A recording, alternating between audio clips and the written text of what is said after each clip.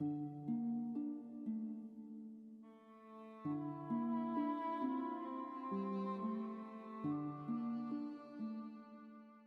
Scandinavian winter was a horrible time in the ancient eras. It heralded darkness, biting cold, and starving predators like wolves which wandered into human settlements, searching for food. But it was also a time of wonder. People got out to play on the ice and in the snow, as the aurora borealis reared itself over the mountainous horizon. Markets were hosted on the ice, as rivers, lakes, and tracts of roadless lands were suddenly made accessible. Scandinavia is a land of mountains and forest. Traveling in winter, on the ice and through the snow, was lighter and faster in the eras before rail and motorways. Whilst the cold bit you to the bone, so too was it a time of trade, travel, and industry. In this video we will explore just how the ancient Nordics exploited that seemingly biggest threat of their homeland, the winter wonderland. Most of the Scandinavian terrain was inaccessible throughout the year. There were few major roads, and the paths through the forest were narrow, littered with stones, roots, and undergrowth. Efficient travel was only undertaken by boat, traveling along the many rivers and lakes. What winter did was to make the waterways more accessible, and the forest almost entirely. Undergrowth died off, and the ground covered up in thick layers of snow. This allowed even heavy cargoes to be transported with ease on sledges, without sinking deep or stopping. On the ice, you wouldn't have to exert a lot of energy rowing, but could pretty much just let your sledge glide across the slippery ice. But to properly harness the frozen elements, a variety of tools and vehicles were necessary. Ice is slippery, making it more easy to drag goods across it, but hard to walk, so people used special types of shoes. One of these kinds were a simple pair furnished with iron spikes along the sole. Another type were a triangular frame attached to the shoe itself. The final sort were a circular kind, like a horseshoe, with hooks at the end that grabbed onto the ice. These were additionally described in one of the Icelandic sagas. Two Vikings were battling on the ice. One of them kept slipping, whilst his opponent stood steadily, owing to the isbrodar he wore, as these implements were known. Goods were primarily transported with little sleighs known as kälke. These were pulled by hand. Archaeological findings date back to the Stone Age. In Finland they had discovered little sleighs fitted with flat and thin runners, their tips curved up to push the snow away. These were used all across Eurasia. On the ice, they could be used to transport a single person. The passenger propelled the sleigh forward by pushing into the ice using a stick with an iron nail at its end. People and heavier goods were transported in larger sledges, both on snow and ice. They have been depicted on picture stones from Gotland and have been found in Viking burials, like this beautifully ornamented sledge from the Oseberg ship. Written sources from the 13th century describe travel by sledge between Gotland and mainland Sweden. Indeed, large parts of the Baltic were often frozen over, allowing for far-reaching travel. But whilst we do have archaeological evidence of sledges, we don't know how they were pulled before the Middle Ages. These medieval sources describe how horses, oxen, and dogs were used, sometimes human servants. A traveler from the 19th century described the horses as particularly intelligent, and that both they and the dogs loved the snow. Now and then the horses take a bite of it, and the dogs, when thirsty, also eat it, and both roll themselves in it. These animals had the advantage of having warm, fuzzy pelts, compared to us lowly humans. The ceremony of a person getting dressed and leaving their home could take hours. The traveler had to get dressed from head to toe in woolen stockings, mittens, and a coat lined with wolf or sheepskin. A long table was dressed with food, and a basket with a meal was prepared to take along on the journey. In the 17th century, Dutch propaganda said that the Swedes were so smelly because they couldn't afford to eat in taverns, and instead always brought with them meals made by their wives. Most important were the little flasks of spirits or wine to truly keep the cold away. If the traveler got homesick along the journey, there were plenty of pleasant stops along the way to rest your bones and enjoy a hot meal. In 1881, Paul Belloni de Chaloux described one of these post stations.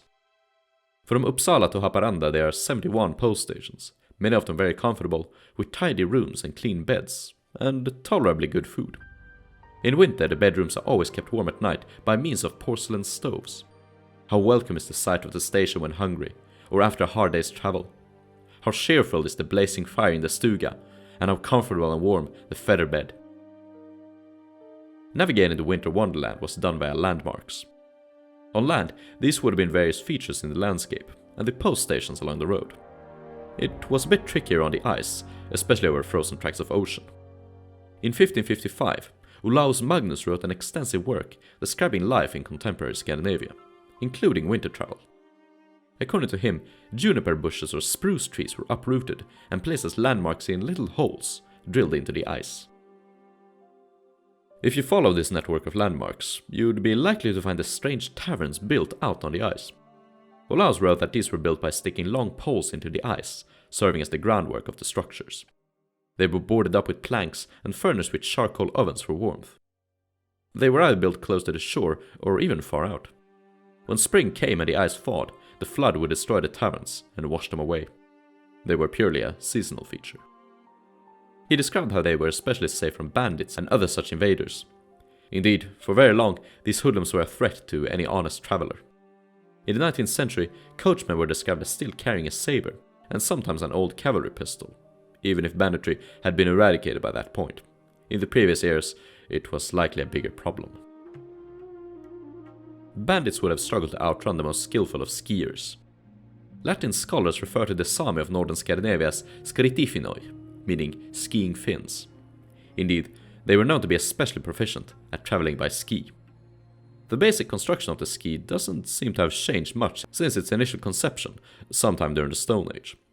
The oldest ski found in Sweden dates back 3,200 years before Christ. It was 2 meters long and made from compression wood from the fir tree. But what is compression wood? Take a look at this picture. At this side of the trunk, the rings are darker and thicker. That is because the trunk sustains long-term pressure in that area. Usually this occurs when a tree starts to lean on that side, such as in unstable grounds, like wetlands. This is compression wood. It is more dense, and is apparently good for making skis. The ancient ski makers extracted the wood by cutting it from the length of the tree, as to not break its fibers, making the ski travel more easily through snow. This basic design has barely changed throughout the millennia. In the 16th century, Olaus Magnus additionally described Sami skis as being curved at both ends. Other findings have a curved front and a flat back. Du Chaillu wrote that there was a piece of birch at the center, holding the loop in which you fitted your foot. Since the underside of the ski was supposed to pass through and over snow, it had to be very soft. Olaus described that in his time, they were fitted with the soft skin of a reindeer calf. One of its strange properties were the little hairs that allegedly prevented the traveler from slipping backwards. In the 19th century, the underpart was allegedly just smooth wood, possibly because the craftsmen now had access to better, more industrial tools, whereas the Sami craftsmen of the 1500s were still mostly reliant on ancient methods. Wax could also be used to treat the underside, and that is most common today. People are more squeamish about killing reindeer calves, understandably so. On one leg, the traveler wore a longer ski for sliding, and on the other leg, a shorter ski for kicking. These are called asymmetrical skis. Staves were used for propelling the traveler forward. In the ancient finding, it looked like a large spoon or shovel, allowing the traveler to dig into the snow and then scoop behind them. This method seems to have been more cumbersome than later inventions. Later staves were fitted with iron spikes. Other models were fitted with wooden discs. It is obvious that the ancients took great pride in their skis. Fragments of an ornately carved ski was found in Valko, Lettala, in Finland. And skis have been used by Nordic warriors since prehistory. Denmark and Norway utilized ski infantry during the 19th and 18th centuries. Finnish and Sami ski shooters partook as auxiliaries in the Swedish army throughout the medieval and early modern periods, primarily against Russia.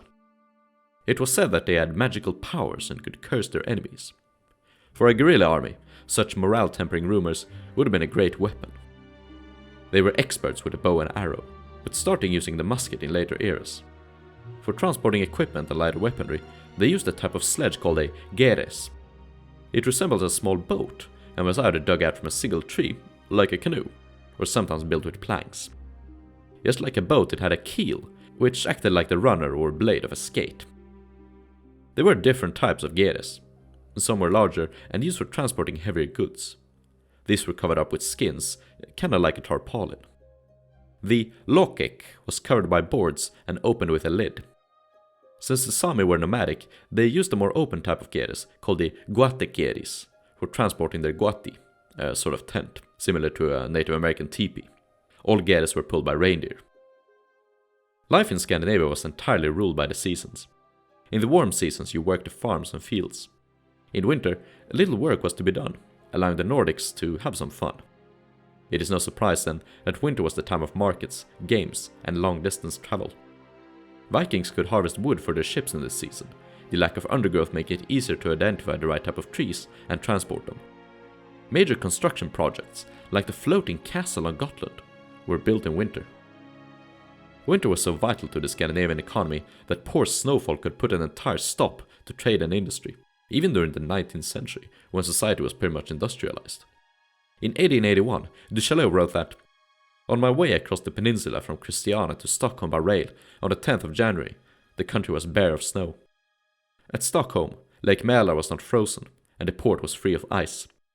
The people everywhere longed for snow, for the transportation of iron ores or the hauling of timbers was at a standstill. Land traffic was delayed. Game, which is sent in enormous quantities to the city from distant forests, was scarce, and fuel in the inland towns had become dearer." In previous eras, especially in the Middle Ages, poor snowfall could be as detrimental as a crop failure. In the inlands of northern Scandinavia, long-distance travel was only feasible during winter. In some of these regions, people sustained themselves entirely through mining. Entire families working in the industry, digging, hauling, and refining the ore. All of their food came from import, and this happened as far back as the Iron Age. So a bad winter could lead to a complete stop in trade, and thus starvation. Luckily, the northern reaches of Sweden is pretty much cold all year round, even in warmer periods. Whilst we often see the Viking Age presented as a frozen hellhole, temperatures were about the same as they are today. And in our days, snowfall in the northern reaches is very much guaranteed, and begins earlier than in the south. If you enjoy the content I produce, consider supporting me monetarily on Patreon. You'll find the link in the video description. Otherwise, please give the video a like and a comment, so that YouTube will show it to more potential viewers. And why not share it with a friend? Cheers.